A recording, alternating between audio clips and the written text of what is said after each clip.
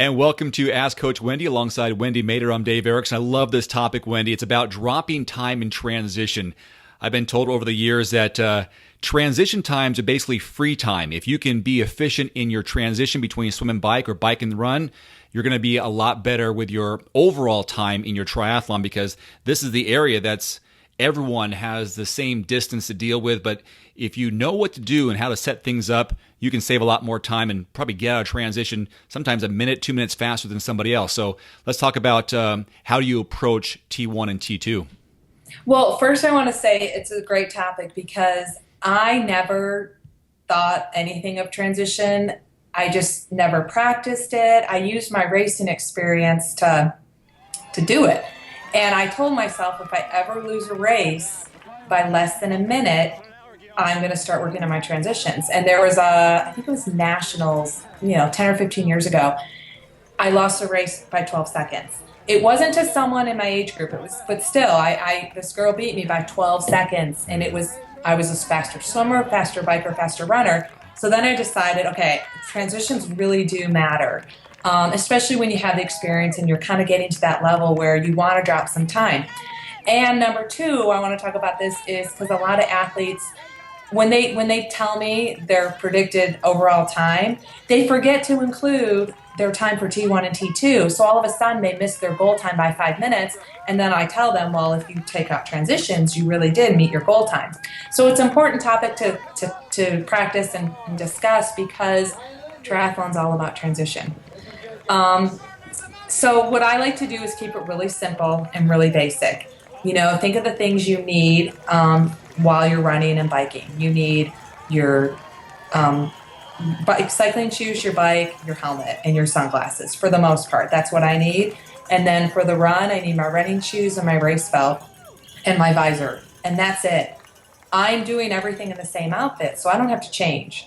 So it's nice. One of the quickest things you could do to save time is wear what you're going to run and bike in. Wear that underneath your wetsuit. Most people will wear like a tri-suit or a tank top and shorts. Wear that under your wetsuit. If you don't want to wear a wetsuit, those type of clothing articles are good to wear even in the water without a wetsuit. That's what they're made for. So that's step one to save time is wear what you're going to wear. Always practice what you're going to do. Practice your transitions beforehand so you know what to expect. When you get to the race site, know your ins and outs. I've lost time because I've run the wrong direction with my bike, trying to get my bike out, or I've run the wrong direction after I've wrecked my bike. I've run the wrong way out and then have to turn around. So really that's important. Keep it simple, know your ins and outs, wear what you're going to wear the whole race, and practice a lot.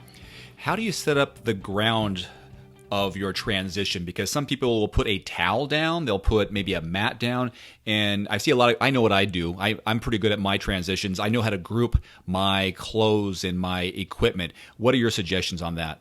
And grouping's a really good idea. I have actually a blog about transitions and I have photos. I tend to use a towel, but I tend to forget towels too. I have my cycling shoes. If I'm going to wear socks, the socks are on top of my cycling shoes. I rack my bike and my helmet is on my aero bars. If you don't have aero bars, you should still have your helmet like near your bike. And my glasses are in my helmet. So my helmet's lying down with my glasses. When I approach transition, it's going through my mind what I'm going to do. What I do is glasses, helmet, socks and shoes, or just shoes. Grab my bike and go.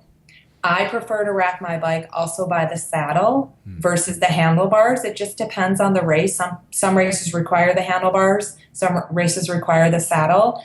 I've just learned through experience what I prefer. It's easier to get my bike out if I rack it through the saddle. And I use a little tiny space. I don't take up a lot of space. And I think this might be by race venue, but some races allow you to put your shoes on your bike versus having to put your shoes on and run with your shoes. Yeah, I'm glad you brought that up. So if you're going to choose to keep your shoes on your bike, usually you have to connect it with a rubber band if you want to kind of keep them stable. Make sure you practice that, where your shoes are on your bike, you're running your bike to the mountain line, and maybe you're going to run your bike and then kind of jump on it and then slip your slip your feet in your shoes. That's so important to practice. I don't do that. I either put my shoes on and run with my shoes and bike, or I carry my shoes, run.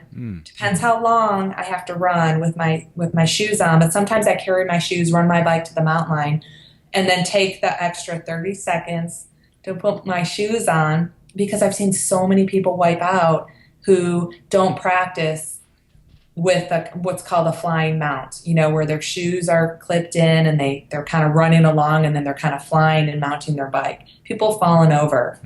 I've been doing this for 25 years. I'm fine without doing that.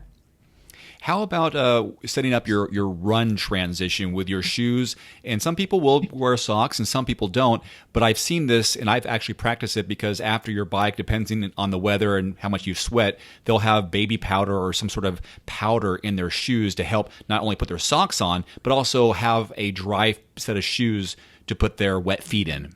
Right. I've never done that before in my life, but it's actually not a bad idea. My bike to run transition's pretty quick, because I'm always like, I'm off the bike, I can't wait to go run. And again, I'm as I'm approaching that T2 second transition, it's going through my mind, where's my rack? What am I going to do? I usually try to run with my bike. So after I dismount, I try to keep running. And I rack my bike, and I'm doing it the reverse. I'm taking my helmet off, my glasses off. Sometimes I put on a fresh pair of glasses for the run, and take the shoes off with the running shoes.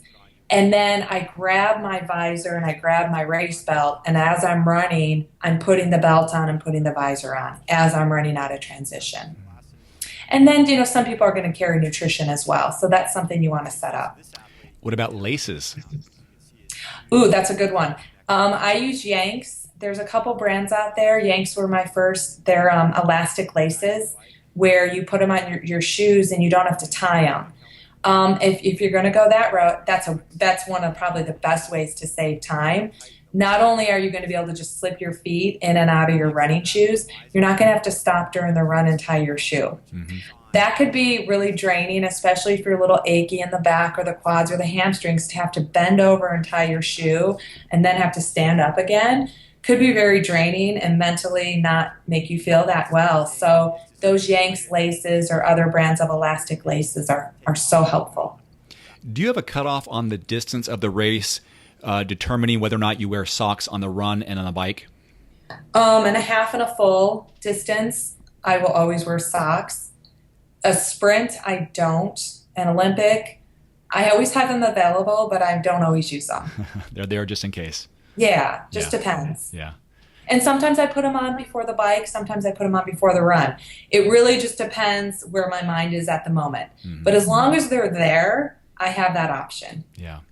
Another little technique, I think you've said this before, is that let's say you have nutrition and you are getting ready to go on the bike, but you don't know where to put it. You might put it up the thigh of your speed suit, or maybe somewhere in your body suit somewhere. I always have nutrition on my body. Mm-hmm. I've heard horror stories about people putting it on their bike, or like in a bento box, or taped on their bike, or even in the back, that they've gone over a bump and they've lost it.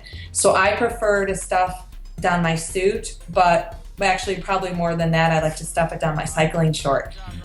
I feel like I'm the only one that does that, because when I tell people I do that, their eyes open up and they're like, wow, what a great idea. It is a great idea. Yeah, I've put gels up my on my thigh before, just underneath, and it has never fallen out. And I have seen pros put water bottles down their chest. I think I've seen women do it more than men, just by chance, just by memory. Right. But they'll put it right here for that extra bottle, or when they're going through zones. I'm drawing a blank here. Every 10 miles is aid station. Yes, they'll take a bottle of water and they'll just put it in their chest or drink it. Keeps it cool. Keeps their body cool. Yeah. I mean, I'm not one. I don't do the water bottles in the back. I do the down tube water bottles. That's what I'm comfortable with. Mm-hmm. I don't even do the water bottle that's in my aero bars. Doesn't work for me. But I would probably do that. I never even thought about putting a water bottle there, but that's a great idea, because you just have that extra. I've even put a banana there if I didn't have anywhere else to put one. Like let's say my back of my jersey was full or there's just no room for it. I need to have that nutrition. I'll put it in there just to hold it until I'm ready to eat it. Yeah, that's a great idea. Yeah, I mean, those tri-suits can hold a lot in your body. Yeah. So no excuses. There you go. There's always something to do with your nutrition. Little bonus. But again, the basic thing about how to get quicker in anything is practice and mentally rehearse what's going to happen. You get to the race venue early enough to take your time to make sure you have everything there and to practice. And, I even go through my ins and outs while I'm waiting around for my wave to start. I will actually walk in and walk out. Some people actually put like balloons or something to highlight where their bike is. I've even seen people chalk on if it's concrete, they'll put chalk on the ground leading up to their bike. So, if they get a little disoriented after getting out of the swim, they just follow their chalk line and they know where to go. Yeah, most recently I did Ironman 70.3 Coeur d'Alene, which was new this year. And so I was assuming because it's the same venue as the full Ironman in the past, transition will be pretty much the same, but it wasn't. There was a different in, and there was a running around the outside of the entire transition for the bike in and out and the run again.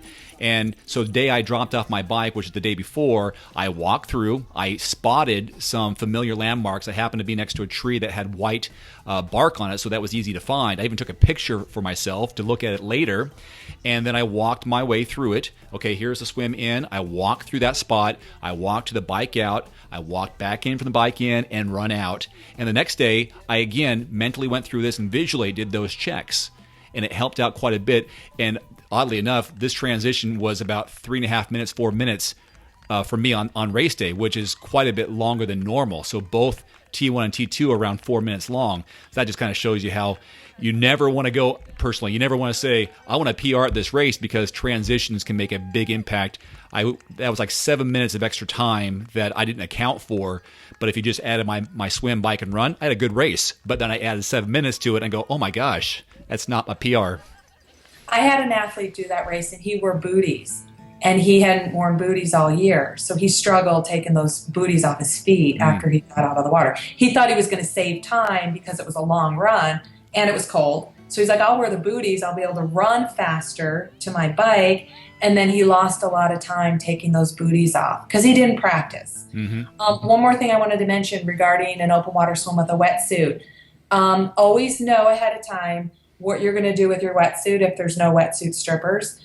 Are you gonna start peeling it off while you're running or while you're walking? Know if you're going to run or walk and practice that. Are you going to run all the way to transition and then start taking it off? You just want to know what you're going to do ahead of time to make it quicker. Even, knowing what you're going to do and preparing your mind and body will make anything quicker because you're more confident on what's going to happen. I had the same kind of idea at this race where I stripped it down to my waist immediately out of the swim, but I knew I wasn't going to take it all the way off. I'm just going to jog it in until I got to my transition, and then I did the all the way down to my ankles, one leg off at a time, and then set it down. That's probably the quickest thing to do. I've done a variety of things. I've actually gotten out of the water and just sat there and took it off right away because it was a long run and I carried it. I don't know if that was faster or not. It was so long ago. It's probably my time that I didn't care. But again, just practice what's right for you, because what's quicker for one person may not be quick for you too. Yeah, a little memory flashback here. Ironman Wisconsin, they have the helix where they have to run up the parking lot spiral after their swim. And I saw one of our friends, Timex teammate, Jackie Arndt, who took it all the way off and put it over her arm, and she ran with her wetsuit up the helix, where some people kept it on or some people left it on their waist. And it was just a preference, but it saves maybe just mentally one less thing to think about once you get to your bike. I don't know. Right. It's just preparing that mind that you're confident, you know what you're going to do. Sometimes that changes because you're like, ooh, they're doing something else. Maybe I need to do what they're doing. No, you don't. You need to do what you practice and stick with it, and then experience it, see how it went, and then maybe the next race, try something different. Between that race and the next race, practice, and then see what happens. Really, I think the best experience is racing a lot, gets you quicker at that type of thing. The quickest way for me to transition is to not wear a wetsuit. because I feel like I lose so much time stripping that wetsuit off my body. So I have a threshold of water temperature that I have whether I'll wear a wetsuit or not. Ah, interesting. Okay. Well, if you have a question for Wendy, use the hashtag AskCoachWendy on Facebook, Twitter, or on YouTube. We'll find it and we'll feature it possibly on an upcoming episode. So until then, Wendy, thanks very much, and thanks for watching. Yep, thanks.